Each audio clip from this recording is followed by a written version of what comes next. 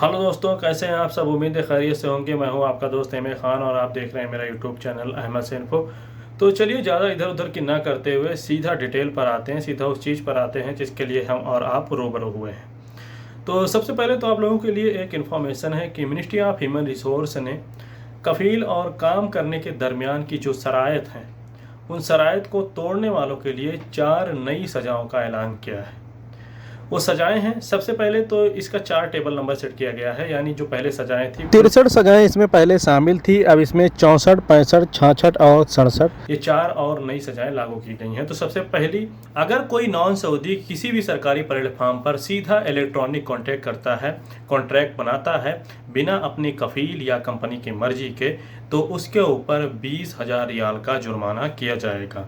इसका सीधा सीधा मतलब आप समझ लीजिए कि कोई भी नॉन सऊदी कोई भी इलेक्ट्रॉनिक कॉन्ट्रैक्ट यानी डायरेक्ट कॉन्ट्रैक्ट जो है सरकारी प्लेटफॉर्म पर अपना खुद का नहीं कर सकता। इसके लिए ज़रूरी है कि उसका कफील ही उसके लिए कोई कॉन्ट्रैक्ट करे।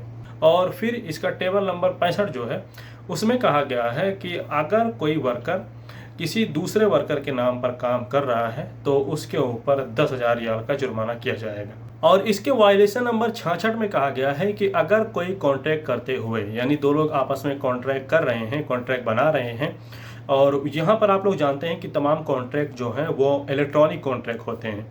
इलेक्ट्रॉनिक कॉन्ट्रैक्ट का मतलब ये होता है कि आप आपस में कॉन्ट्रैक्ट करते हैं, उसके बाद उससे संबंधित जो मिनिस्ट्रीज की वेबसाइट रहती है उस पर आपका कॉन्ट्रैक्ट अपलोड किया जाता है। जैसे कि एक वर्कर और कंपनी के दरमियान जो कॉन्ट्रैक्ट होता है वो गोसी पर अपलोड किया जाता है, तो इसी को इलेक्ट्रॉनिक कॉन्ट्रैक्ट कहते हैं।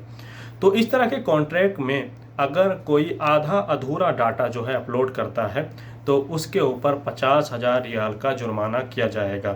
इसके अलावा इसके वायलेशन नंबर 67 जो आखिरी कानून इसमें जोड़ा गया है, आखिरी सज़ा इसमें जोड़ी गई है, उसमें कहा गया है कि अगर कोई कफील अपने वर्कर के बारे में, उसकी सैलरी के बारे में गलत जानकारी, उसको कितना बोनस देता है इसके बारे में गलत जानकारी, उसको कितना वेज देता है, खाने पीने का कितना एक्स्ट्रा देता है, कितना उसको बोनस देता है, इन तमाम चीज़ों के बारे में गलत जानकारी उसके कॉन्ट्रैक्ट में डालकर उसको गोसी पर अपलोड करता है तो ऐसे कफीलों के ऊपर 5,000 रियाल का जुर्माना किया जाएगा।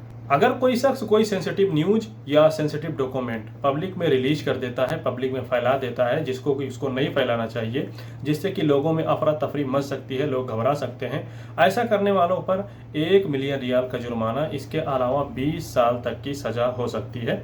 ऐसा पब्लिक प्रोसिक्यूशन डिपार्टमेंट आज अपने ट्विटर हैंडल पर ट्वीट करके इसकी जानकारी दी। सऊदी अरब की सरकार ने ऑफिशियली तौर पर ऐलान कर दिया है कि अब विजिट वीज़ा वालों को भी वैक्सीन दी जाएगी। हालांकि पहले भी विजिट वीज़ा वालों को वैक्सीन दी जाती थी, लेकिन उनके लिए कोई ऑफिशियल ऐलान, कोई सरकारी ऐलान नहीं था। विजिट वीज़ा वालों को बिना अपॉइंटमेंट वाले वैक्सीन सेंटर ढूंढने पड़ते थे, इधर उधर दौड़ने पड़ते थे। कहीं पर उनको वैक्सीन मिलती थी, कहीं पर नहीं, कहीं पर तो उनको लाइन में लग कर निकलना पड़ता था क्योंकि वैक्सीन देना बंद कर दिया जाता था। तो इस तरह की तमाम चीज़ों से अब उन्हें निजात मिल जाएगी। अब सरकार ने ऐलान कर दिया है कि विजिट वीज़ा वालों को भी अपॉइंटमेंट दिया जाएगा।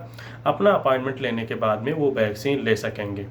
तो इसका अपॉइंटमेंट कैसे लेंगे विजिट वीज़ा वाले, इसके बारे में अभी भी किसी भी प्लेटफॉर्म पर कोई जानकारी नहीं है कि किस तरह से अपॉइंटमेंट लेना है। और सऊदी गजट ने जो अपनी रिपोर्ट इसके बारे में पेश की है उसमें कहा गया है कि अपॉइंटमेंट और कौन से वैक्सीन सेंटर पर विजिट वीज़ा वालों को वैक्सीन दी जा रही है, इसके बारे में जानकारी के लिए आप 937 पर कॉल करें।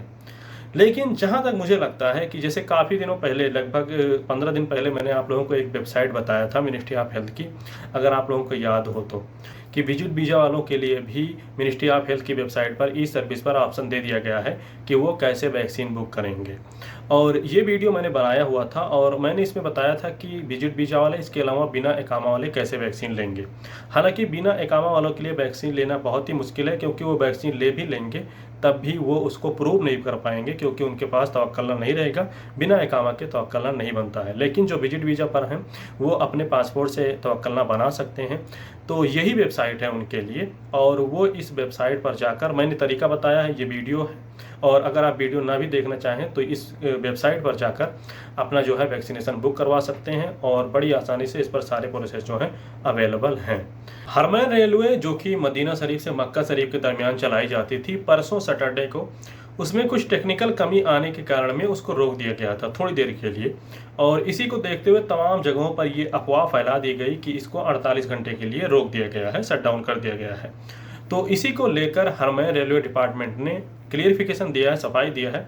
उन्होंने कहा है कि इस बात में, इस अफवाह में कोई सच्चाई नहीं है कि हरमैन रेलवे 48 घंटे के लिए बंद की गई है। हाँ, ये बात सही है कि इसमें कुछ टेक्निकल खराबी आई थी, जिसको सही करके उसके थोड़ी देर बाद ही इसको दोबारा से रिज्यूम कर दिया गया था। तो जो लोग भी हरमैन रेलवे में यात्रा करना चाहते हैं तो वो लोग इस बात को ध्यान रखें, इस बात में कोई सच्चाई नहीं है कि 48 घंटे के लिए बंद किया गया है। तो उम्मीद है वीडियो आपको पसंद आई होगी। फिर भी कोई सवाल रहे तो कमेंट करें, चैनल पर नए हैं तो सब्सक्राइब करें, वीडियो को लाइक करना ना भूलें। बहुत बहुत शुक्रिया, थैंक यू।